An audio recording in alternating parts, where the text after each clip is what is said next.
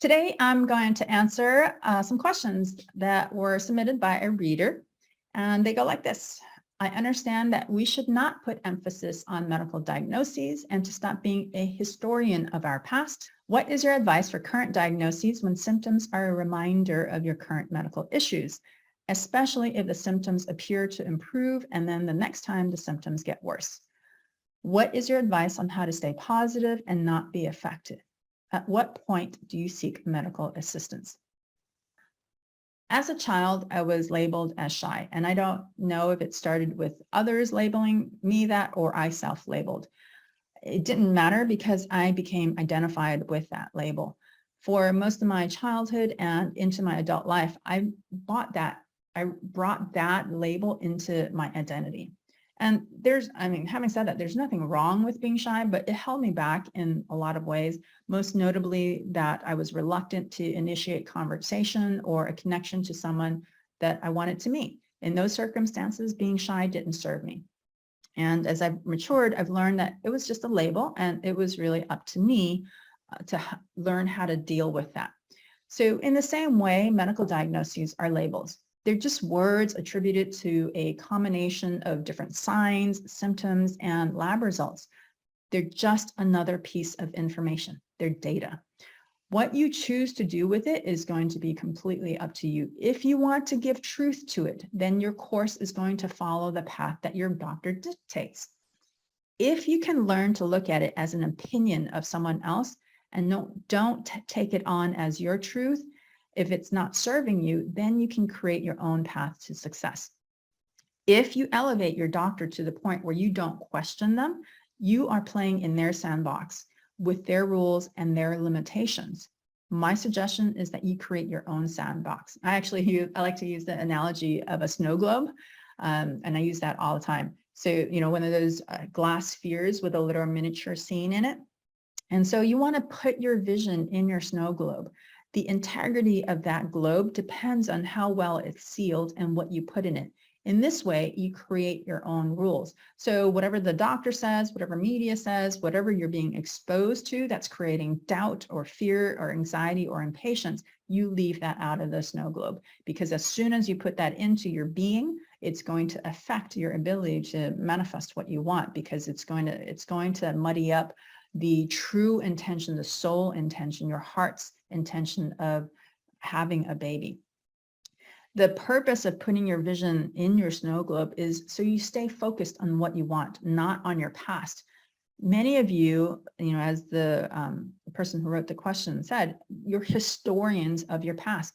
You keep resurrecting it. Whenever you bring it up to the forefront of your attention, all the emotions, the thoughts, the stories, the beliefs that's tied to that situation, that's tied to that memory, they come up automatically because you haven't untethered from it. You haven't learned how to untether from it. And then, so that comes up, and then this whole series of other memories comes up, other stories come up. So it's like this whole domino effect. And so it becomes this vicious cycle that keeps you stuck in the past. And what I really advise you to do is just accept your past and move on.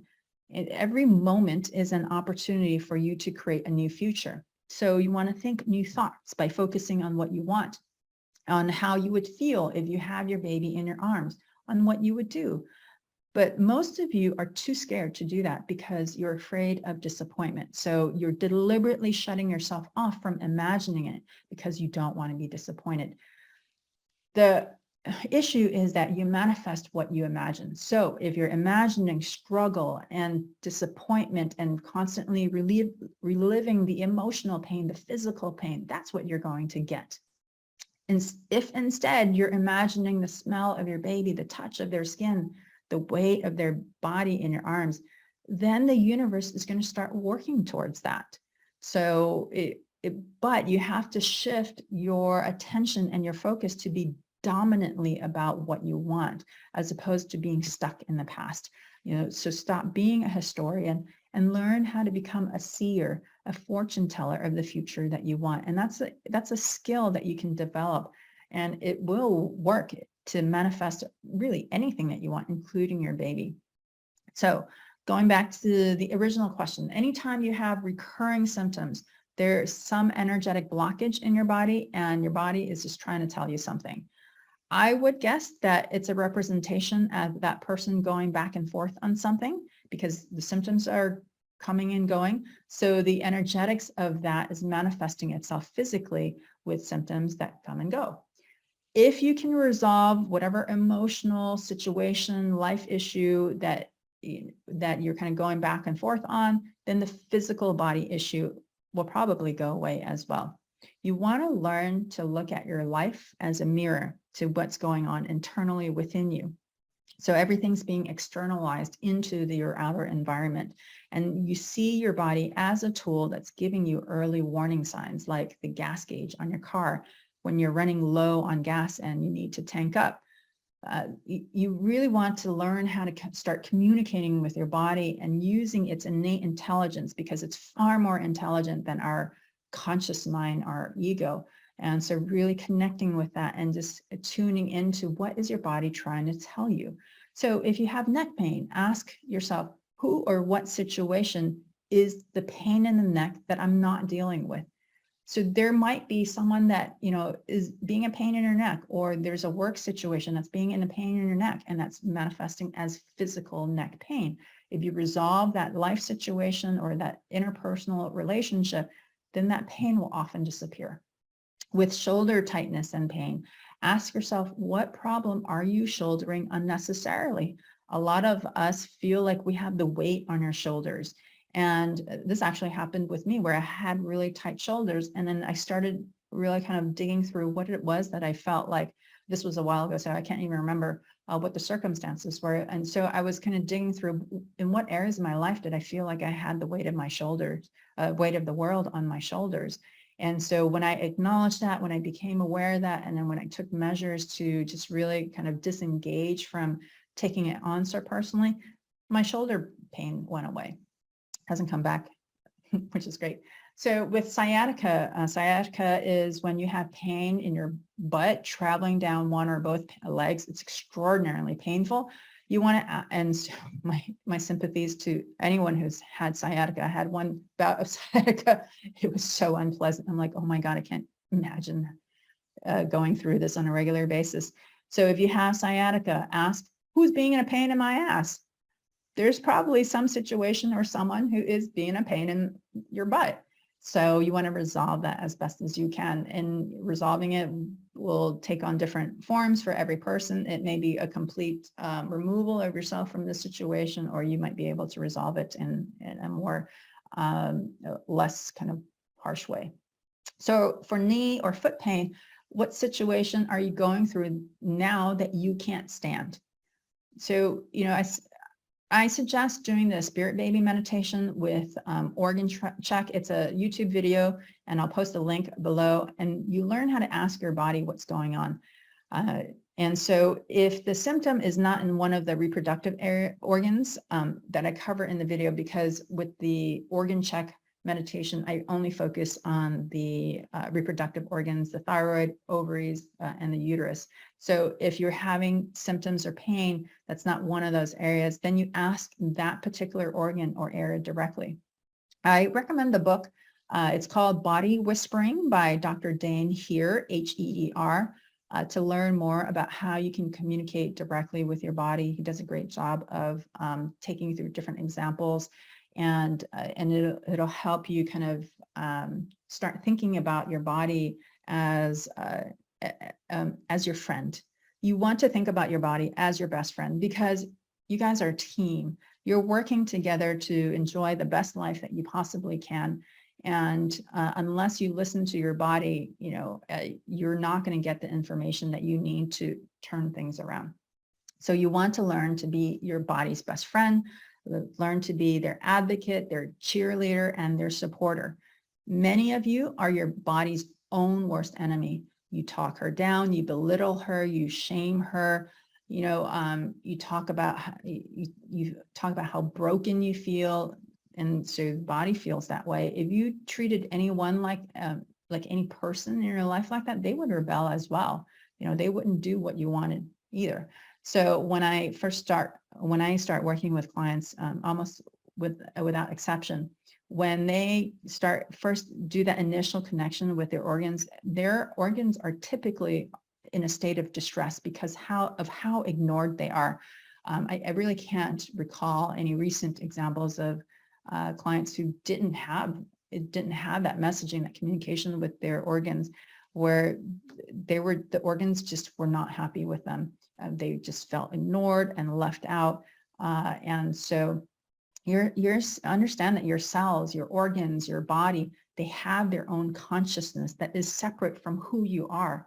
They have their own innate intelligence, and you know this because your heart beats, your blood circulates without you needing to have any conscious input. So it has its own intelligence that is connected to the universe. And when the awareness, the consciousness of who you are, connect with it, then you have at your disposal this amazing ability to work with your organs, your reproductive organs as a team, because a lot of you are acting like a dictator, telling it what to do. And when she doesn't, you punish it really harshly with words and poor lifestyle habits. So you want to change the relationship that you have with your body. Give her lots of love and nurturing and compliments, and tell her how good of a job that she's doing. If there are parts of your body that you don't like, ignore it and focus on the other parts of your body that you do love, and start there. Like, if you love your hair, then, oh my God, your hair looks great today. You start off with something that you like, and then over time, you'll get into the habit of really just complimenting your body and just working with her. And that's really going to be important for your success, having your body on board and doing what she's designed to do by nature and not getting in her way. So learning to communicate with your body and listening to it, it's the best way to feel more empowered and in control, so you're not as affected by what your doctors tell you. It's going to be easier to deflect any negative messaging that you get from them because you are so in line with your body. You're so confident in her ability to, produce healthy eggs, to support an embryo once you have that connection. It's much, much easier to stay positive when you have direct feedback from your body on what it needs and being able to monitor your body's response yourself. When my clients do their meditations, the connection that they develop to their body, it's so impressive. It just blows my mind sometimes. And so when you're that connected with your body, you can intuitively know when to seek medical advice. Yeah. And so, most of you are more comfortable going to the doctor. The problem is that knowing too much can work against you because you get really caught up in the details. You start reading blogs, books, and consuming a ton of fear-driven information that just reinforces basically how terrible your situation is. For the vast majority of you have gotten too much into the details of how reproduction works. You have to balance out what is comfortable for you, what is the bare minimum that you need to know that will make you feel comfortable. You want to stay there. Don't become a reproductive biologist, which many of you are really well on your way to. You really don't need to know that information. If you're trying naturally, you know how it's done. We've known how it's done since we were young. You need to stay focused on that. So, and stay connected with your partner. Have just this beautiful, magical, carefree sex. And it doesn't even matter what time of the month it is. I actually encourage my clients to throw away, or at least put aside their ovulation predictor kits, those urine tests, to tell them when they're ovulating, and not to even worry about that, because I've had so many clients who've gotten pregnant outside of what they thought their fertile window period. And so, and I've realized, and the pattern has been when they've really truly connected with their partner, that's really when things happened. So, so I really, and then with those of you who are going through fertility treatments like IVFs or inseminations, go to the doctor's appointment, but try not to get involved in what does this blood level mean, and just going down these rabbit holes of all of these different tests that you can do. And really, at the end of the day, it's about trusting your body. trusting that our bodies have been doing this for however long that we've first set on the earth. They have this innate intelligence, and I want to emphasize that, and so really allowing your mind to step out of the way and allowing your body to just lead the process. So that's what I would have to say about that. I think another part of the question was, how do you stay positive and unaffected by your circumstances, right? So it's a choice that you're going to make. Would you rather use your thoughts for those that benefit you or those that hinder you? It's really as simple as that. It's a choice. You become self-aware enough to catch the negative thoughts, and then you turn them around as quickly as possible to your advantage, however small they may be. If you're having physical symptoms, you thank your body for alerting you to the imbalance and ask what you can do to alleviate it. The answer will come to you. I promise you.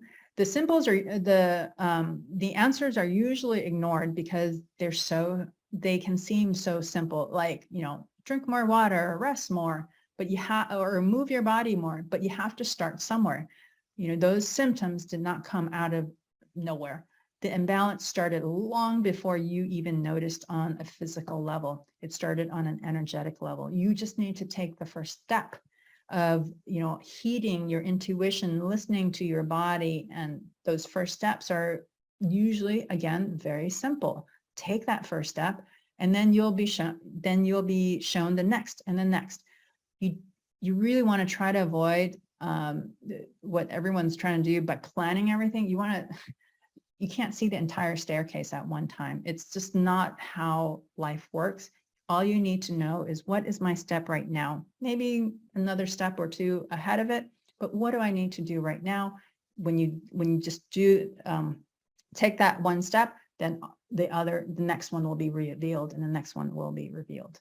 Okay, so main crux of this is just really trust your body, and that it is infinitely wise, and it knows what to do if you allow it the freedom to do what it needs to do. And you just give it the resources that it needs, which means, plenty of sunlight, good nutrient dense food, moving your body, sleeping well, hydrating. Give it the basics that it needs, appreciation for what it does.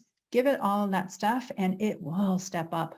It will step up to meet your demands, because that's what it wants to do. It wants to make you happy. And so think of your body as a team effort. Okay. So if you found this video helpful, like and subscribe to get notified of new videos on this channel. I'm Julie Chang, and I'm here to help women in their 40s manifest their healthy baby. I hold live masterclasses where I answer questions from women on the motherhood journey and post clips here. I also help women in my group and one-on-one programs. Click the link in the description below to join my email list to stay updated on my offerings. Thank you for joining me today. I hope to see you soon. Bye-bye.